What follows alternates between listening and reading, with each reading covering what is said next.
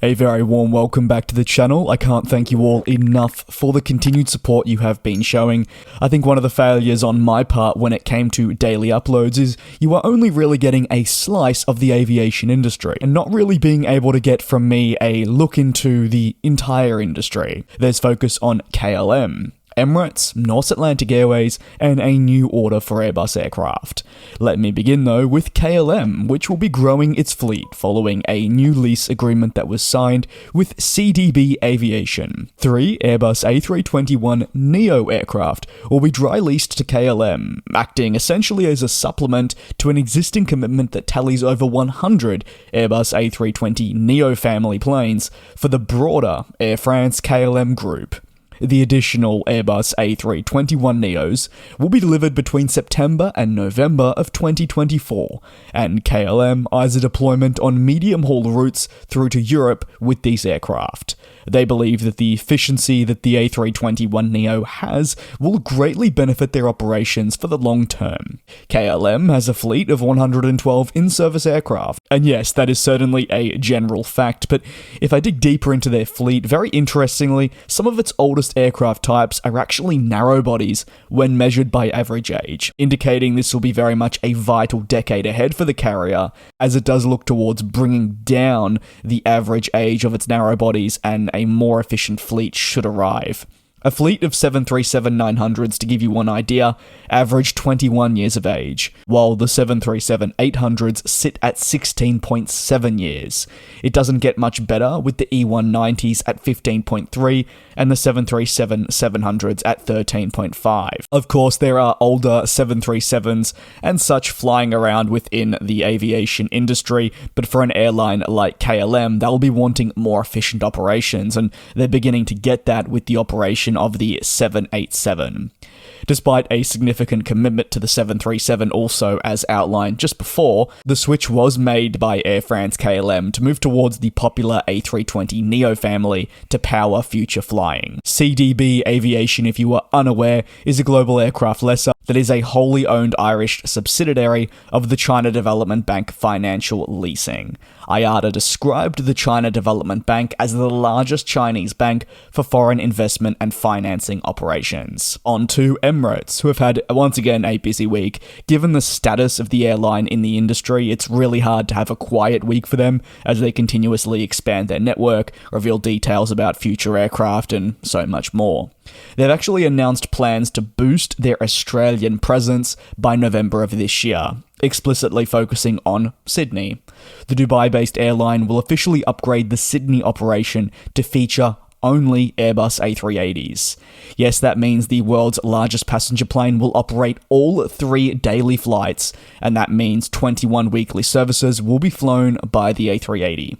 As a result, in the increase in aircraft capacity, Sydney will see an additional 2,000 seats per week beginning from precisely the 4th of November 2023. Currently on the EK416-417 service, Emirates deploys its only other available aircraft type when you look at these kind of routes, that is the 777-300ER with Boeing. However, the A380 service will specifically see a 3-class 489-seater jet deployed to boost capacity. I get into specifics because Emirates has multiple different configurations for their A380s, and it's always fascinating to see which configuration they choose to deploy to which destination. The boost in Sydney flights overarches the commitment to Australia, with 63 weekly services offered to the country from its hub in Dubai.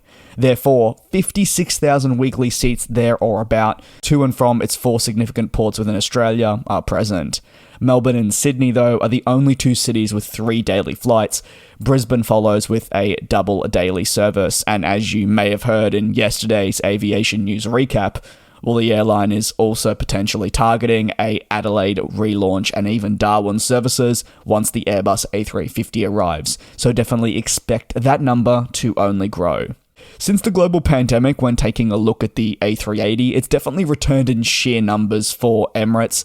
The airline says it continues to excel and is a fantastic option for long-term growth in markets that do require that additional capacity and can actually handle a plane like the A380, which of course means that certain airports that maybe need additional capacity do have their limitations to them. We have some route news as well coming out of Norse Atlantic Airways. They're intending to launch a Paris to Los Angeles connection with their fleet of 787s.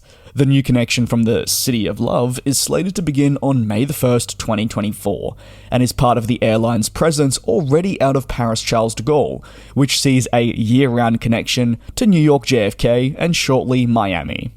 Norse Atlantic says it'll see flights operate 6 times weekly. This is a pretty substantial commitment to the summer season 2024, and we'll see the Paris flight depart at 4:15 p.m. before arriving into Los Angeles at 7:05 p.m. Ultimately, the airline will use its ever-reliable Boeing 787-9, although if you understand the Norse Atlantic operation, or maybe you're new, you should know that the airline only flies 787s, so there's not exactly another aircraft available. It has also primarily taken over routes that were previously operated by Norwegian, while also at the same time forging its own pathway, really looking at offering lucrative cheap flights to their customers.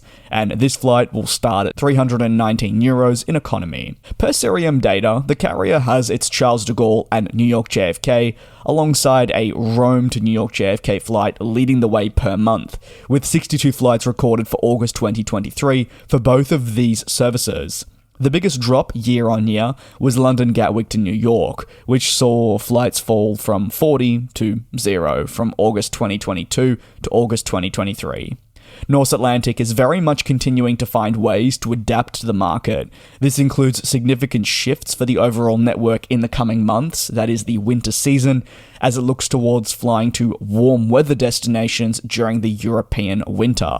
It is going to be very important to see how they're able to work with this in the future. Over to the final topic of today, and that is an order for 10 A350s as per the French president. The president announced that Bangladesh had committed to 10 aircraft, with officials later confirming it was for the national carrier, Biman Bangladesh Airlines. At the moment, the deal is still being finalised, however, a commitment to the series is a pretty landmark moment for the country, as it sees a shift from its typical Boeing trend. After nearly 2 decades away, Biman also recently revealed it was seeking a return to the United States, targeting New York JFK in what was described as a risky move that still needs to be approved. Ultimately, the acquisition of the Airbus A350, working alongside 777s and 787s, should really substantially aid them in any potential network growth plans, even if that is not just to the United States. That's going to conclude today's aviation news recap. As always, if you have any thoughts on the topics covered, whether that be in relation to Norse Atlantic, Bangladesh, Emirates, or KLM, you can let me know down below in the comments. Thanks a lot for your support, take care and be safe, and I'll see you next time. And we'll fly.